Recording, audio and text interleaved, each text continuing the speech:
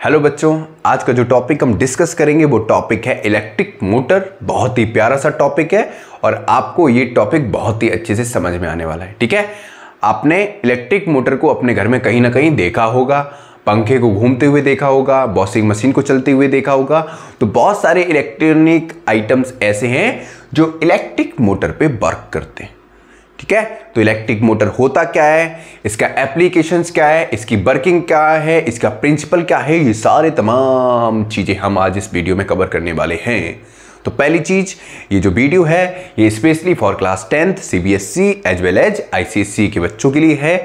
UP board के भी समझ सकते हैं क्योंकि मेरी भाषा एकदम सरल साधारण आपको समझ में आ जाएगी। ठीक है, पंखा मैंने बंद कर दिया है तो आपको एक्स्ट्रा टेंशन नहीं लेनी है साउंड क्वालिटी के बारे में। कॉपी पेन निकाल लो और पेटी पैक होके बैठ जाओ। ठीक है, तो सबसे पहले बात करते हैं इलेक्ट्रिक मोटर के बारे में। इलेक्ट्रिक मोटर के बारे में जो सबसे पहले जिसने बताया उनका नाम था, जिस साइंटिस्ट ने बताया उनका नाम था माइकल फैराडे। ठीक है, इन्होंने 1822 में इलेक्ट्रिक मोटर के बारे में बताया। ठीक है, अभी हम ये सामने प्यारा सा डायग्राम दे रखा है, इसको डिस्कस करेंगे। पहले इतना समझ में आ गया तो सबसे पहले इलेक्ट्रिक मोटर के बारे में किसने बताया? माइकल फैराडे ने बताया। इसमें इन्होंने क्या बताया? सर ने बताया कि जो इलेक्ट्रिक मोटर है, ठीक है, इसकी मदद से इसमें क्या जनरेट होती है? Electrical energy. और इसी इलेक्ट्रिकल एनर्जी को हम मैकेनिकल एनर्जी में कन्वर्ट करते हैं। मैकेनिकल एनर्जी का मतलब क्या होता है भैया? काइनेटिक एनर्जी में। ठीक है, और इसी काइनेटिक एनर्जी की मदद से हम इलेक्ट्रिकल एप्लायंसेस को वर्क में लाते हैं। जैसे आपने अपने रोटेटिंग फैन को देखा है, ठीक है, आपने वॉशिंग मशीन्स को देखा है, वो सभी इसी सेम फिनोमिना पे क्या करते हैं? वर्क करते हैं। समझ में आया? तो इलेक्ट्रिक मोटर है क्या? इलेक्ट्रिकल मोटर बच्चों एक ऐसा डिवाइस है जो इलेक्ट्रिकल एनर्जी को मैकेनिकल एनर्जी में क्या करता है? कन्वर्ट करता है। समझ में आ गया? जैसे हम अपने कमरे में फैन देख रहे हैं जो अभी की बंद है, ठीक है, वो फैन क्या करता है? घूमता है। ठीक है, वॉशिंग मशीन देखी है, वो क्या करती है? इलेक्ट्रिकल एनर्जी से मैकेनिकल एनर्जी में वर्क करती है। ठीक है, बहुत सारे इलेक्ट्रॉनिकल आइटम्स हैं जो किस फिनोमेना पे बेस्ड है? इलेक्ट्रिकल एनर्जी को कन्वर्ट करते हैं, मैकेनिकल एनर्जी में। ठीक है, बात समझ में आई? और इसी प्रिंसिपल को हम कहते हैं Fleming left hand rule. Fleming left hand rule, ये क्या है? इसको हम अभी आगे डिस्कस करेंगे। ठीक है, टाइम मिला तो इसी वीडियो में, वरना अगली वीडियो में। कि इसका बेसिक प्रिंसिपल क्या है, इसको रब करें। ठीक है, रब कर देते हैं।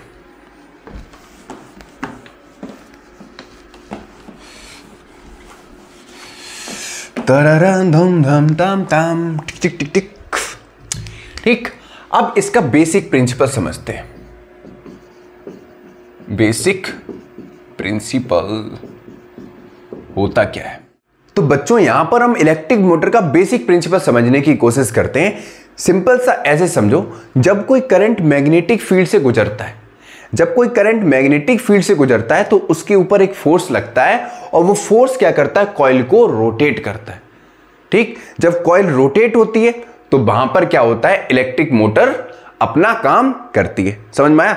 और इसी को हम इलेक्ट्रिक मोटर का बेस समझ सकते हैं, जिसको हमने किस कॉन्सेप्ट से समझने की कोशिश की है? Fleming left hand rule. वो आगे समझाएंगे क्या होता है। ठीक है, अब यहां पर हम समझने की कोशिश करते हैं। यहां पर जो हमने नॉर्थ पोल साउथ पोल लिया है तो इसको हम बोलते हैं इलेक्ट्रोमैग्नेट। ठीक है, ठीक है, इलेक्ट्रोमैग्नेट का मतलब है इनको हमने बोल दिया स्टार्टर। क्या बोल दिया? स्टार्टर।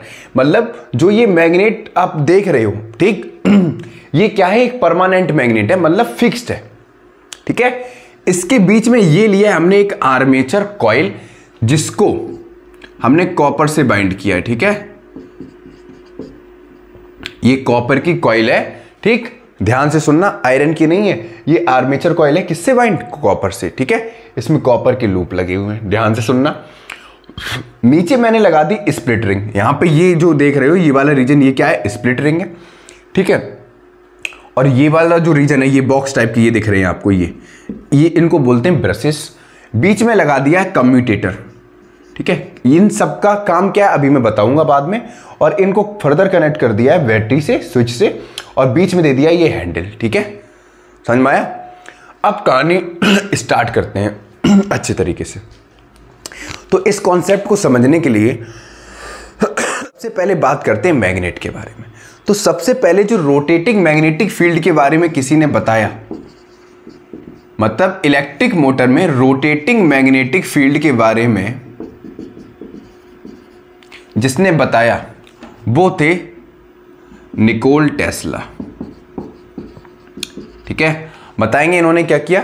इन्होंने इंड्यूस मोटर के बारे में, इंडक्शन मोटर के बारे में बताया, सॉरी इंडक्शन मोटर के बारे में बताया, या फिर इनको कहा जाता है फादर ऑफ इंडक्शन मोटर, ठीक। इन्होंने क्या बताया कि जब भी कोई कॉइल घूमती है तो उसमें क्या होता है, एक रोटेटिंग मैग्नेटिक फील्ड जनरेट होता है, ठीक। वो कैसे होता है अभी आगे बात करेंगे। और जो रोटेटिंग मैग्नेटिक फील्ड है ये फिक्स डायरेक्शन में क्या होता है? अलाइन होता है। फिक्स डायरेक्शन में क्या होता है? अलाइन होता है। इतनी बात समझ में आई? कोई तकलीफ यहां पे? सॉरी बच्चों, ठीक, इतना समझ में आया।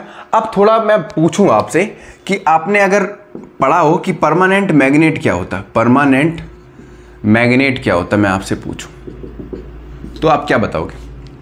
परमानेंट मैग्नेट एक ऐसी मैग्नेट होती है जिसका स्ट्रॉन्ग मैग्नेटिक फील्ड होता है। क्या होता है? स्ट्रॉन्ग मैग्नेटिक फील्ड होता है। और ये मैग्नेटिक फील्ड हमको 24 घंटे क्या होता है? अवेलेबल होता है, ठीक है। और 24 घंटे अवेलेबल होने का मतलब क्या है? ये हमेशा एक फिक्स डायरेक्शन में क्या होता है? अलाइन होता है। वही चीज हमेशा क्या होता है? एक फिक्स डायरेक्शन में अलाइन होता है। आई बात समझ में? कोई तकलीफ? तो मैं मैग्नेट के बारे में पता है कि जो अपोजिट पोल होते हैं, अपोजिट पोल्स जैसे नॉर्थ साउथ क्या करते हैं? अट्रैक्ट करते हैं। और लाइक पोल क्या करते हैं? रिपेल करते हैं, ठीक है। लाइक पोल क्या करते हैं? Repel each other. जैसे नॉर्थ ले लिया, क्या करेंगे? रिपेल करेंगे। आई बात समझ में? कोई तकलीफ? ठीक। अब हम इसके बारे में बेसिक पढ़ेंगे, ठीक है। अब पार्ट्स ऑफ इलेक्ट्रिक मोटर के बारे में पढ़ने वाले हैं कि आर्मेचर कॉइल क्या होता है, स्टार्टर क्या होता है, कम्यूटेटर क्या होता है, ब्रशेस क्या होते हैं। ये जो साइड में लगे हैं ये ब्रशेस हैं, ठीक है। इनके बारे में पढ़ेंगे। इनकी वर्किंग समझ में आ गई तो इलेक्ट्रिक मोटर का कॉन्सेप्ट आपको समझ में आ जाएगा। इतना नोट करो फटाक से। 1 मिनट रुकना बच्चों।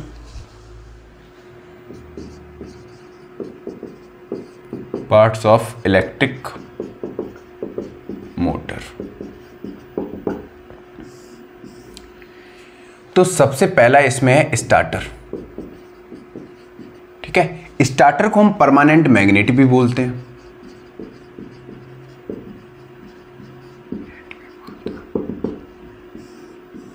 ठीक। स्टार्टर को समझने के लिए हम पहले स्टार्टर को बता दें, फिर इसमें थोड़ा और डीपनेस लाएंगे। स्टार्टर एक स्टेशनरी पार्ट होता है, ठीक है। स्टेशनरी पार्ट का मतलब है ये फिक्स्ड होता है, ठीक। किसके साथ फिक्स होता है? आर्मेचर कॉइल के आसपास, ठीक। ये स्ट्रॉन्ग मैग्नेट इलेक्ट्रोमैग्नेट से बना होता है, या स्ट्रॉन्ग मैग्नेट कह दो या स्ट्रॉन्ग इलेक्ट्रोमैग्नेट से क्या होता है? बना होता है, ठीक है। इतनी बात समझ में आई। स्टार्टर क्या है? ये परमानेंट मैग्नेट होता है जो कि फिक्स्ड होता है, आर्मेचर कॉइल के आसपास लगाया जाता है। इसका काम क्या है? ये आर्मेचर कॉइल को स्ट्रॉन्ग मैग्नेटिक फील्ड क्या करता है? प्रोवाइड कराता है। आई बात समझ में? एग्जाम्पल के तौर पे ऐसे समझो, ठीक। हम 2 मैग्नेट पास पास लाए, नॉर्थ पोल और ये साउथ पोल, ठीक। 2 मैग्नेट को आसपास लाई। इसका नॉर्थ इसके नॉर्थ को क्या करेगा? रिपेल करेगा। अगर मान लो इनमें से एक जो मैग्नेट है, ये जो मैग्नेट है, ध्यान से सुनना, इसको मैं स्पिन कराऊं, ठीक। अब मैं इसको स्पिन कराऊंगा तो जाहिर सी बात है जैसे ये नॉर्थ साउथ के कांटेक्ट में आएगा, अट्रैक्ट करेगा। अगेन फिर स्पिन कराएंगे, ये साउथ साउथ या नॉर्थ नॉर्थ के कांटेक्ट में आएगा तो रिपेल करेगा, इसकी वजह से यहां पर डिस्टरबेंस देखने को मिलेगा। बात समझ में आ रही है या नहीं आ रही? ठीक, अब हम क्या करते हैं, अगर नॉर्थ साउथ के पास गया तो अट्रैक्ट करेगा, तो इनके बीच में हम थेनोस का काम कर रहे हैं, विलन का काम कर रहे हैं। विलन का काम करने का मतलब क्या है, यहां पर बीच में हम एक टेम्परेरी मैग्नेट लगा दें, टेम्परेरी मैग्नेट लगा दें, मतलब दो परमानेंट मैग्नेट के बीच में अगर हम टेम्परेरी मैग्नेट लगाएंगे तो काम क्या होगा, काम अभी बता रहे क्या होगा। जैसे मान लो मेरे पास ये आयरन की एक रॉड है, ध्यान से सुनना, इस आयरन की रॉड में मैंने क्या किया, वायर से बाइंडिंग कर दी, मतलब इसके ऊपर वायर लपेट दिया। वायर लपेटने से क्या होगा, जैसे ही हम करंट की सप्लाई देंगे तो जो ये आयरन रॉड थी इसके ऊपर हमने क्या कर दी, वायर से लपेट दिया, मतलब बाइंडिंग कर दी। ठीक, नंबर ऑफ टर्न्स बढ़ा दिए, जिसकी वजह से ये आयरन रॉड एक मैग्नेट की तरह वर्क करेगा और इसके पास दो पोल आएंगे, एक नॉर्थ पोल होगा, दूसरा साउथ पोल होगा। इतनी बात समझ में आई। अब यहां पे क्या करना है, जैसे ही हम करंट की डायरेक्शन चेंज करेंगे, ठीक, इस आयरन रॉड में मैंने क्या कर दिया, वायर से बाइंडिंग कर दी है, और जैसे ही करंट की डायरेक्शन चेंज करेंगे तो इसके पोल्स भी आपस में क्या हो जाएंगे, इंटरचेंज हो जाएंगे। आई बात समझ में? पोल के इंटरचेंज होने से देखो करंट की डायरेक्शन चेंज हुई तो पोल भी क्या होंगे, इंटरचेंज होंगे। ये आगे पढ़ेंगे, फैराडेज लॉ पढ़ाएंगे तब, ठीक है, क्लास 10th में अभी इतना नहीं है। थोड़ा गला खराब है। इतना समझ में आया? ठीक, वही काम यहां पे कर रहे हैं। तो बीच में हम एक टेम्परेरी मैग्नेट लगा देंगे, तो टेम्परेरी मैग्नेट जैसे ही इसके कांटेक्ट में आएगी, अब ये क्या करेगी, लगातार घूमेगी। हम क्या करेंगे, इसकी पोजीशन बार बार चेंज करेंगे। पोजीशन चेंज करने से क्या होगा, ये पोल आपस में इंटरचेंज होंगे, ठीक है, इंटरचेंज होंगे तो करंट बनेगा। आई बात समझ में? अब तुमने देखा कि इलेक्ट्रिक मोटर तो बहुत फास्ट घूमता है, ठीक है, अगर हम बार बार ऐसे पोजीशन इंटरचेंज करेंगे तो बहुत टाइम लगेगा। ठीक, तो भाई हम क्या करेंगे, दोनों के बीच में एक टेम्परेरी मैग्नेट लगा देंगे, मतलब एक टेम्परेरी मैग्नेट यहां पे लगा दी और साइड में हमने एक और परमानेंट मैग्नेट लगा दी। अब दोनों तरफ से परमानेंट मैग्नेट मिलने से यहां पर क्या होगा, एक स्ट्रॉन्ग मैग्नेटिक फील्ड मिलेगा।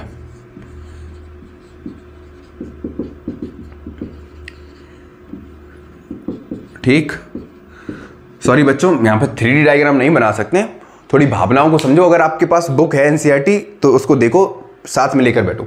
ठीक, स्टार्टर मैंने बता दिया, स्टार्टर क्या है, एक फिक्स्ड पार्ट होता है, ठीक है, जो कि परमानेंट मैग्नेट या इलेक्ट्रोमैग्नेट से बना होता है। ठीक, ये स्ट्रॉन्ग मैग्नेटिक फील्ड प्रोवाइड कराता है आर्मेचर कॉइल को। इतनी बात समझ में आई? सर इसका काम क्या था, इसका काम अभी हम आगे समझाएंगे। ठीक, अब बीच में आता है रोटर, सेकंड इसमें जो है वो है रोटर। रोटर को हम बोलते हैं आर्मेचर कॉइल, आर्मेचर कॉइल। ठीक, उसकी स्पेलिंग चेक करना, मुझे आता नहीं। आर्मेचर कॉइल का मतलब है जो रोटेट करती है। ठीक, मतलब यहां पर क्या समझेंगे रोटर को, रोटर का काम यह है कि जैसे ही कोई करंट मैग्नेटिक फील्ड के कांटेक्ट में आता है, ध्यान से सुनना, जैसे ही कोई करंट मैग्नेटिक फील्ड के कांटेक्ट में आता है तो आर्मेचर कॉइल क्या करती है, रोटेट होती है। रोटेट होने का मतलब क्या है, इस पर एक फोर्स लगता है, जिस फोर्स की वजह से ये क्या करती है, रोटेट करती है। आई बात समझ में? क्लियर हो गया? ठीक, अब आर्मेचर कॉइल जो कनेक्ट होती है वो कनेक्ट होती है कम्यूटेटर से। कम्यूटेटर जो कनेक्ट होता है वो कनेक्ट होता है ब्रशेस से। ठीक है, आई बात समझ में? और ब्रशेस से पहले लगी होती है स्प्लिट रिंग, इनको हम अभी धीमे धीमे समझाएंगे। ध्यान से सुनो, आर्मेचर कॉइल में हमने क्या किया है, कॉपर से बाइंडिंग की है, मतलब ठीक है, इसमें बहुत सारे लूप्स लगे होते हैं। ध्यान सुनना, जितने ज़्यादा लूप्स होंगे, ठीक है, जितने इलेक्ट्रिक मोटर में लूप्स होंगे उतने ही ज़्यादा नंबर ऑफ कम्यूटेटर सेगमेंट्स में क्या हो जाएगा, डिवाइड हो जाएगा। बार बार समझाने का प्रयत्न कर रहा हूँ, ध्यान से सुनो, एक पॉइंट है इंपॉर्टेंट। ठीक, इलेक्ट्रिक मोटर में जितने ज़्यादा लूप्स होंगे, ठीक है, कम्यूटेटर उतने ही सेगमेंट में क्या हो जाएगा, डिवाइड हो जाएगा। अभी कम्यूटेटर का काम समझाएंगे, पहले रोटर का काम समझ लो। रोटर क्या है, ये एक आर्मेचर कॉइल होती है जो क्या करती है, घूमती है। घूमती क्यों है, जब इसमें करंट की सप्लाई जाती है और ये मैग्नेटिक फील्ड के इंटरेक्शन में आता है, जिसकी वजह से इसके ऊपर फोर्स लगता है और ये क्या करती है, घूमती है। आई बात समझ में? क्लियर हो गया? मतलब ये रोटेटिंग पार्ट होता है इलेक्ट्रिक मोटर का। यहां तक समझ में आया? Third part most important, commutator. Commutator, TATOR, sorry, commutator. Commutator का काम क्या है? कम्यूटेटर एक स्विच की तरह काम करता है। ठीक है। कम्यूटेटर क्या करता है, एक स्विच की तरह काम करता है। कम्यूटेटर यहां पे रहा, ये रहा कम्यूटेटर, ठीक है, ये वाला जो रीजन है ये घूम रहा है, ये है कम्यूटेटर, ठीक। कम्यूटेटर क्या करता है, इसमें भी कॉइल्स लगी होती हैं ऐसी। देखो जब भी इलेक्ट्रिक मोटर को आप देखो तो बीच में साइड से दो परमानेंट, मतलब इधर मैग्नेट लगी होती है ना साइड से, ठीक है, मैग्नेटिक कॉइल लगी होती है, और बीच में आर्मेचर कॉइल होती है जो घूमती है, और आगे जो रीजन होता है जो ऐसे ऐसे घूमता है उसमें एक और कॉइल लगी होती है जिसको बोलते हैं कम्यूटेटर, ठीक है। जब ऊपर वाला आर्मेचर कॉइल घूमता है तो कम्यूटेटर भी क्या करता है, घूमता है, ठीक। क्योंकि आर्मेचर कॉइल घूमने से देखो करंट ऐसे जा रहा है, ऐसे, ठीक है, ऐसे जा रहा है। तो आर्मेचर कॉइल जब घूमेगी, सपोज करो ऐसे समझ लो, जैसे आर्मेचर कॉइल घूम रही है और करंट ऐसे जा रहा है, तो जैसे ये सामने आता है तो यहां पर मैग्नेटिक फील्ड लाइंस कम है, ठीक। और जैसे ये इस वाली रीजन में कवर करता है तो यहां पर मैग्नेटिक फील्ड लाइंस ज्यादा क्रॉस होती हैं, जिसकी वजह से करंट ज्यादा बनता है। जितनी ज्यादा नंबर ऑफ टर्न्स होंगे उतना ही ज्यादा क्या होगा, स्ट्रॉन्ग मैग्नेटिक फील्ड होगा, ये तो पता है ना, ठीक। अब बात करते हैं यहां पर, ये लगातार मैग्नेटिक फील्ड लाइंस चेंज होंगी, क्यों, क्योंकि आर्मेचर कॉइल क्या कर रहा है, चेंज हो रहा है। अब सबसे बड़ी दिक्कत ये है कि यहां पर हम लूप्स चेंज नहीं कर सकते, तो मेन काम आ जाता है कम्यूटेटर का। तो कम्यूटेटर क्या होता है, कम्यूटेटर एक स्विच का काम करता है, ठीक है, जो करंट की डायरेक्शन को बार बार चेंज करता है।